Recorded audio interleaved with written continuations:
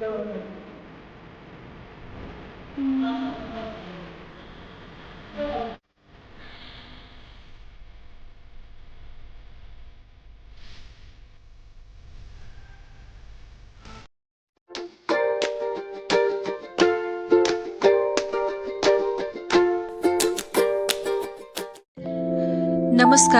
कसे आहात सर्वजण? तर आज आला आहे मिशोचं अजून एक पार्सल. यामध्ये आहे खूपच सुंदर अशी धूपदाणी. ही धूपदाणी मला खूपच आवडली होती आणि कधी येते अशी त्याची वाटच बघत होते. ही धूपदाणी वापरण्यापूर्वी मला वाटलं की देवघराची डीप क्लिनिंग करणं गरजेचं आहे, कारण बरेच दिवस झालं देवघराची डीप क्लिनिंग झालीच नाही. रोजच्या धावपळीमध्ये देवघराची डीप क्लीन करणं शक्य नसतं, म्हणूनच आज ठरवलं आहे देवघराची डीप क्लिनिंग करेन. सुरुवातीला देवघरातील सर्व फुलांच्या माळा मी काढून घेणार आहे.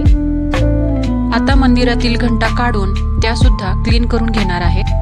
घरामध्ये घंटानाद होणं फार गरजेचं असतं, कारण घरातील नकारात्मक ऊर्जा जी असते त्याला दूर करण्यासाठी व सकारात्मक ऊर्जा वाढवण्यासाठी घंटा असाव्या असं मला वाटलं, म्हणून मी देवघराला घंटा या ठिकाणी लावून घेतलेल्या आहेत.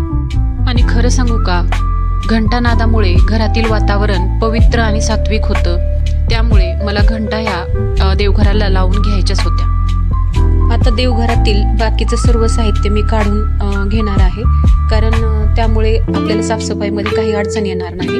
आता गजानन महाराजांची मूर्ती मी स्टूलवर या ठिकाणी ठेवणार आहे, कारण महाराजांची मूर्ती जर मी इथंच ठेवली तर सर्व धूळ ही त्यांच्या अंगावरती पडेल असं मला वाटत होतं. ही स्वामी समर्थांची फ्रेम ऑनलाईन पाहिल्यापासून मला खूप आवडली आणि योगायोग पाहना असं म्हटलं जातं की स्वामी समर्थ हे गजानन महाराजांचे गुरु होते. आणि बघा, गुरु कसे शिष्याच्या पाठीमागे या ठिकाणी आपल्याला दिसून येतात. या ब्रशने मी आता पूर्ण देवघर स्वच्छ करून घेणार आहे, क्लीन करून घेणार आहे, कारण या ब्रशमुळे खरंच सांगते खूप या ठिकाणी क्लीन होतं सर्व काही. म्हणजे कुठं जर एखादी जाळी जरी राहिलेली असेल तर ती नक्कीच स्वच्छ होत आहे. तुम्ही बघू शकता किती धूळ या ठिकाणी या ब्रशने निघालेली आहे, म्हणून हा ब्रश मला तर खूप फायद्याचा वाटतोय. मला माहिती आहे हा ब्रश सोफा क्लीन करण्यासाठी वापरला जातो किंवा कर्टन्स क्लीन करण्यासाठी वापरला जातो, पण मला तर बाकीच्या सुद्धा कामासाठी हा ब्रश उपयोगात येत आहे. देवघराची आतूनच नाही तर मी बाहेरून सुद्धा क्लिनिंग करून घेणार आहे, कारण रोजच्या धावपळीच्या ह्याच्यामध्ये मला देवघराची पूर्ण क्लिनिंग करणं शक्य होत नाहीये. आणि देवाचं साहित्य ठेवण्यासाठी हा एक कप्पा बनवून घेतलेला आहे, त्यामध्ये सर्व जे साहित्य आहे ते बाहेर काढून घेणार आहे आणि त्याला सुद्धा आतून सर्व ब्रशने किंवा कापडाने या ठिकाणी पुसून स्वच्छ करून घेणार आहे. स्वच्छतेचं महत्त्व तुम्हा सर्वांना माहीतच आहे, परंतु तरी सुद्धा स्वच्छता काय असते हे जर जाणून घ्यायचं असेल तर शेगावला नक्की एकदा भेट द्या, कारण गजानन महाराजांच्या मंदिरामध्येच नाही तर भक्त निवासामध्ये सुद्धा तुम्हाला फक्त आणि फक्त क्लीन सगळीकडे पाहायला मिळेल. रोजही मला जेवढं शक्य आहे ना तेवढं मी करण्याचा प्रयत्न करते, परंतु मुलींचे डब्बे किंवा माझा जॉब, पुन्हा मिस्टरांचा जॉब यामुळे खूप धावपळ होते आणि त्यामुळे प्रत्येक वेळी ही अशी स्वच्छता करणं मला शक्य होत नाहीये. परंतु तरी सुद्धा जेवढं शक्य आहे तेवढी क्लिनिंग करण्याचा प्रयत्न मी करतच असते. आता मागच्या व्हिडिओमध्ये जो स्प्रे मी तुम्हाला दाखवला होता त्याच स्प्रेने मी पूर्ण देवघर स्वच्छ करून घेणार आहे. आता तुम्हालाही हसू येईल, कारण कुठेही हाच स्प्रे वापरते असं वाटेल, परंतु खरंच सांगते, जर विनेगर आणि सोडा जर तुम्ही एकत्र केला आणि तो जर मारून घेतला तर या ठिकाणी तुम्हाला छोटे छोटे जे किडे असतात किंवा कीटक असतात किंवा झुरळं असतात ते खरंच खूप कमी प्रमाणात पाहायला मिळतील. देवघराची पूर्ण क्लिनिंग झाल्यानंतर आता महाराजांना स्थानापन्न करण्यासाठी मी हा पाटा टाकून घेत आहे.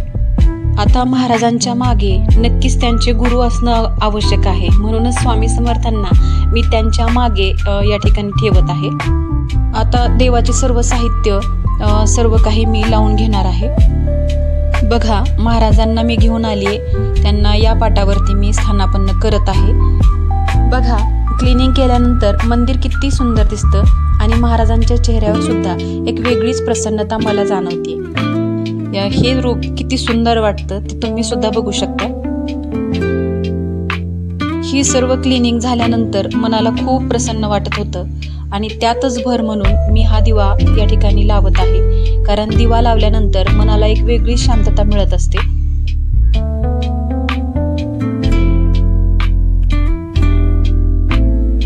आता आहे बारी धूप लावण्याची त्या सुंदर अशा धूपदाणीमध्ये.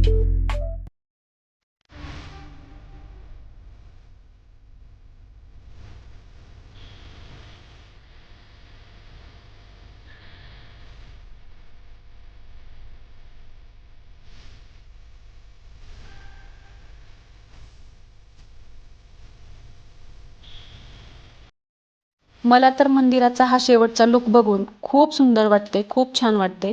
तुम्हाला माझं मंदिर बघून कसं वाटलं ते सुद्धा नक्की कमेंटमध्ये कळवा. तुमच्या सपोर्टची खूप गरज आहे. मला सपोर्ट करा, लाईक करा, सबस्क्राईब करा. बाय.